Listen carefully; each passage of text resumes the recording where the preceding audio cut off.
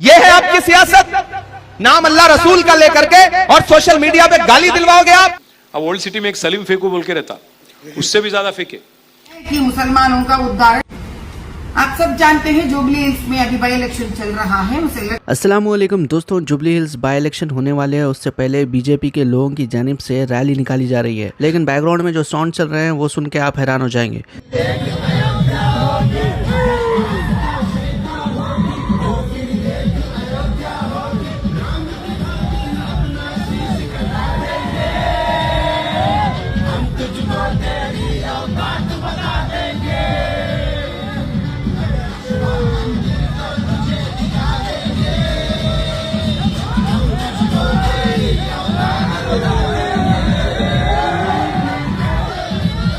BJP के leaders की जानिब से बताया गया है कि ये इलेक्शन रैली बोराबंडा डिवीजन में हुई और एक बीजेपी के लीडर जिनका नाम है के माधवीलता, जो कि शहर हैदराबाद में बैरिस्टर असदुद्दीन ओवैसी के खिलाफ मुकाबला कर रहे थे लास्ट टाइम, इनकी जानिब से भी एक वीडियो पोस्ट किया गया है।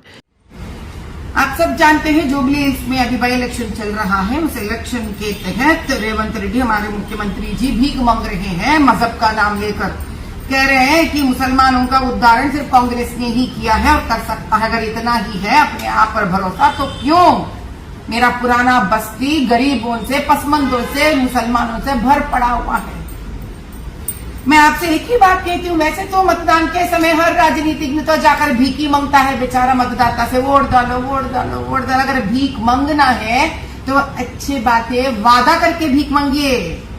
आर्थिक रूप से पिछड़े हुए लोग और पसमंदों से कहिए हम आपको पक्के घर बनाएंगे, गवर्नमेंट स्कूल्स का उद्धारण करेंगे, आपको सही रूप से अस्पताल गवर्नमेंट के बना के देंगे, जो अस्पताल है उनमें सही हम आपको मेडिसिन देंगे। और ये कहकर भीख मांगे नौजवानों से कि आपकी बेरोजगारी हटाएंगे, ये कहकर भीख मांगे कि आपको स्वावलंबन बनाएंगे, ये कहकर मतदान का भीख मांगे आप व्यापारियों से कि हम रिश्वतखोर नहीं बनेंगे, आपका व्यापार को आगे लेके जाएंगे। ये कहकर भीख मांगिए कि हम एकता को बनाए रखेंगे, क्योंकि आप तो वादा करते नहीं। कभी मजहब का नाम, कभी छेड़छाड़ का नाम, कभी एक छोटे वर्ग के बारे में बात करने का बात, सिर्फ यही कर कर आप भीख मांगेंगे। क्योंकि इसके बाद बेचारे 5 साल मतदाता आपके चारों तरफ घूमेगा भीख मांगते मांगते।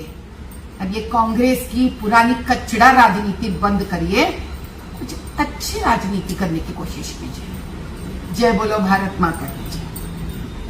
और कांग्रेस के राज्यसभा के एक मेंबर ऑफ पार्लियामेंट है, इनका नाम है इमरान प्रतापगढ़ी। इन्होंने मजलिस इत्तेहादुल मुस्लिमीन को निशाना बनाया है और जुबली हिल्स में जो AIMIM कांग्रेस को सपोर्ट कर रही है, इसको लेकर भी इन्होंने निशाना बना दिया है अभी। और यहां आकर के कह रहे हैं डॉक्टर साहब जावेद भाई कि जो कांग्रेस को वोट देगा वो दरी बिछा रहा है, यही कह रहे हैं ना, गाली दे रहे हैं ना। तो मैं आपको एक बात बताता हूं, 11 तारीख को यहां वोटिंग है ना। इसी 11 तारीख को जहां से वो आए हैं हैदराबाद तेलंगाना, घर से 1 किलोमीटर की दूरी पर एक विधानसभा है जुबली हिल्स। एक सीट पर 11 तारीख को वहां भी वोटिंग है। वहां से कांग्रेस का कैंडिडेट है नवीन यादव, उसके लिए यही मोहतरम घर घर जाकर के वोट मांग रहे हैं। मतलब तुम वहां कांग्रेस के लिए वोट मांगो तो तुम बहुत बड़े हिकमती और बहुत बड़े सियासती, और बहादुरगंज के लोग कांग्रेस को वोट देते हैं तो फिरौन। भैया ऐसी सियासत तो सीमांचल में नहीं चलेगी। आप दरी बिछाओ हुकूमत की, चूंकि कांग्रेस की हुकूमत है तो आप बहुत बड़े हिकमत वाले आदमी, और बहादुरगंज के प्रोफेसर मुसव्विर आलम साहब, डॉक्टर जावेद साहब, अंजार भाई महागठबंधन की सरकार बनाने के लिए एक एक वोट को एकजुट करें, तो ये दरी बिछाने वाले लोग हो गए।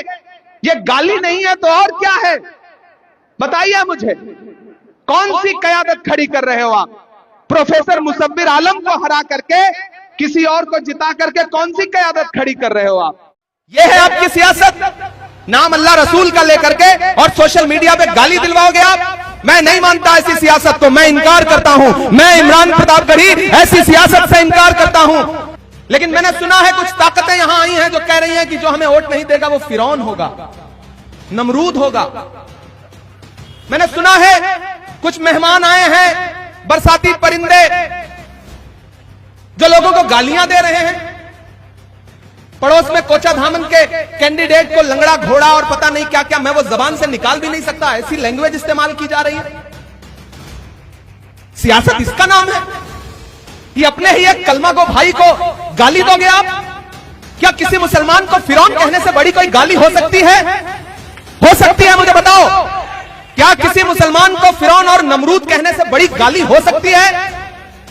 महाराष्ट्र में जब हार गए, यहां जमीयत के साथी बैठे हैं, मौलाना सज्जाद नोमानी साहब को सोशल मीडिया पे जो जो भला बुरा कहा है, लिफाफे वाला बोला मौलाना लोगों को। आप सबने सुना होगा यह भाषण, सुना है या नहीं सुना है? कि लिफाफे पे पलने वाले, इतनी नफरत मत परोसिए। मैं ये हक किसी को नहीं दे सकता कि सीमांचल के बेटों को सीमांचल के बाहर का कोई आकर के लंगड़ा घोड़ा बोले, गाली दे। मैं ये हक किसी को नहीं दे सकता। और यही नहीं, कांग्रेस पार्टी के सीनियर लीडर मोहम्मद अली शब्बीर की जानिब से भी मजलिस इत्तेहादुल मुस्लिमीन को बी टीम कहा गया था कुछ दिन पहले। अगर सच में AIMIM बीजेपी की बी टीम है तो फिर कांग्रेस पार्टी के चीफ मिनिस्टर AIMIM के MLAs को क्यों इलेक्शन रैलीज में बुला रहे हैं? ये तो कांग्रेस पार्टी खुद के CM से सवाल करना चाहिए। तो नाम बोलने वाले लोग बिकाऊ है, वो मोदी जी के सरकार के साथ मिले हुए लोग हैं। वो आकर कुछ ना कुछ वोट बोल देते। आप लोग हम समझ जाते, अरे हमारा कलमा गो भाई है। हमारा कलमा गो नहीं, वो हमारे मुस्लिम लीडरशिप को खत्म करने के लिए आए हुए लोग। क्या 2000-3000 वोट से क्या MLA बनेगा? और हमारा वोट तो काट देगा, हम हार जाएंगे। वो साजिश को आप समझो, उनके बातों में मत आ जाओ। उनके बात आने से हमको नुकसान होगा, लीडरशिप को नुकसान होगा। तो मैं ज्यादा बोलने से पहले ये कहता हूं कि वो भाई, मैं एक बात कहना चाह रहा हूं। अब जो हैदराबाद की जमात आई हुई है वो 54 साल से है वो, लेकिन वो हमारे दो शहरों के बीच में, इधर हैदराबाद इधर सिकंदराबाद, बीच में नदी है मूसा नदी। मूसा नदी से इधर तक 52 साल में नहीं आए, ऐसा खत्म नहीं रहे। क्यों भाई? वहीं से इधर नहीं आ सके। और 7 सीट में उनके एक राजा सिंह मुनकर है जो कट्टर है, हुजूर अकरम सल्लल्लाहु अलैहि वसल्लम की गुस्ताखी किया, उसके ऊपर केसेस बुक है, वहां कैंडिडेट नहीं खड़ा करते। 7 में 6 पे कैंडिडेट छोड़ देते थे। और मैं कहता हूं कि 54 साल की जमात 7 सीटों पर ठहरती, यहां के 100 सीट पे कैसे ठहरते भाई? 100 सीट पे क्यों ठहरे? तुम जब पैदाइश है तुम्हारी, तुमने पैदा हुआ, तुम्हारे वालिद है, तुम्हारे दादा, लेकिन तुम वहां पर 7 ही सीट क्यों मुकाबला करते?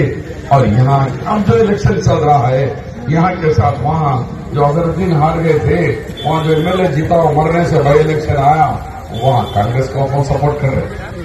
कांग्रेसी कैंडिडेट को गले में लगा कर दिए। तो ये क्या मतलब है? वहां 7 सीट पर ठहरते, वहां के कैंडिडेट को अपना छोटा भाई सेकुलर जिताओ बोल रहे, और यहां आकर हमारे शकील भाई को हराओ बोल रहे। तो समझो बात को, किसका पैसा है पीछे? हाँ बोलो जोर से, किसका पैसा है? मोदी की साजिश है कि काटो, ये वोट कटवा पार्टी जो है, वोट काट कर हमको हराने की है। अल्लाह के वास्ते मैं आप लोगों से इस्तग़फ़ार करता हूं कि एक वोट भी आपका जाने न पाए। ये वोट जो जा रहा था, ये समझ के जा रहे हैं कि एमआईएम को नहीं, मुसलमान को नहीं, मोदी को, भारत के जनता पार्टी को मजबूत कर रहे, उनको वोट डाल रहे हैं। ये समझते हैं, ये आप इरादा कर लो कि हमारा वोट। जो फी रिएम्बर्समेंट का मसला है, इसको लेकर देखिए KTR की जानिब से आवाज उठाई गई है। रेवंत रेड्डी साहब ऐसे आदमी हैं जिनके ख्याल, कल रात में उन्होंने मुझे पता नहीं क्यों 2 साल बाद भी उनको यही लग रहा है कि मैं ही म्युनिसिपल मिनिस्टर हूं आज भी। कल रात में उन्होंने कहीं रहमत नगर कहीं गए थे, एर्रागड्डा, क्या हो गया नहीं मालूम, दौरा पड़ा, क्या हुआ नहीं मालूम, गाली देने लगे मेरे को। अब मैं तेलुगु में गाली दिए, मैं उसको ट्रांसलेट करके, मैं अपना बेइज्जती नहीं करना चाहता, पर काफी अच्छा, काफी मतलब गाली दिए वहां पे। मैं बस इतना ही कहूंगा कि भाई 2 साल आप हैं हुकूमत में, 2 साल से आप चीफ मिनिस्टर हैं, आप म्युनिसिपल मिनिस्टर हैं, आप कुछ हालत क्या सुधारे, आप 2 साल में क्या खिदमत करे, क्या प्रॉमिस जो करे आप क्या निभाए, ये सब बता के वोट मांगो। मैं बोल रहा हूँ 10 साल में हम लोग 5328 करोड़ का हम लोग development plus welfare jubilee hills के आवाम के लिए करें। वहां पे 4 लाख वोट है, उनके लिए हम काम करें। मैं पूरा प्रूफ के साथ आपको दे रहा हूं। आप बोलो 2 साल में आप क्या करें, पूछो। मेरे को तो नहीं लगता, मुझे तो नहीं लगता कि इनसे कुछ होना है, इनसे ये लोग कुछ करेंगे। इसीलिए एक सबक सिखाना मैं चाहता हूँ, एक आवाम के लिए एक अच्छा मौका है। एक तासुर ये पाया जाता है जी। कि चूंकि हुकूमत कांग्रेस की है, 3 साल के लिए ये इलेक्शन रहेंगे, तो हुकूमत के नुमाइंदे को दिए तो ज़्यादा डेवलपमेंट के काम होंगे, वेलफेयर के काम होंगे। भाई आपको मैं एक ताजुब की बात बताता हूँ। कांग्रेस जब जीती 2023 में, तो 64 एमएलए वो लोग जीते और एक उनका फ्रेंडली पार्टी था सीपीआई, तो कुल मिला के 65 सीट जीते वो लोग।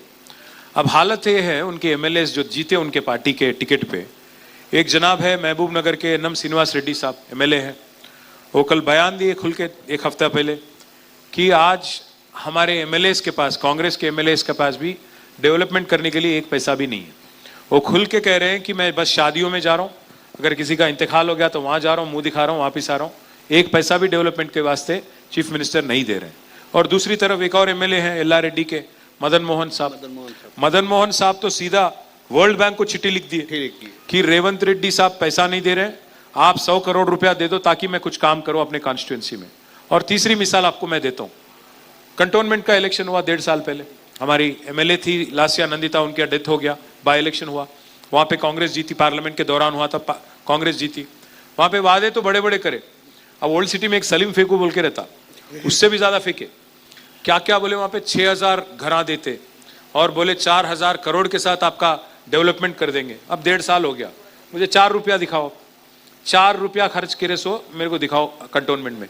जो आदमी जो है आज MBA colleges, MCA colleges, professional colleges, हर कोई स्ट्राइक में आ गया, आज स्ट्राइक में है, बंद है। फीस रीइंबर्समेंट 30 लाख बच्चों को नहीं दे रही है गवर्नमेंट, 10,000 करोड़ कर्जा है।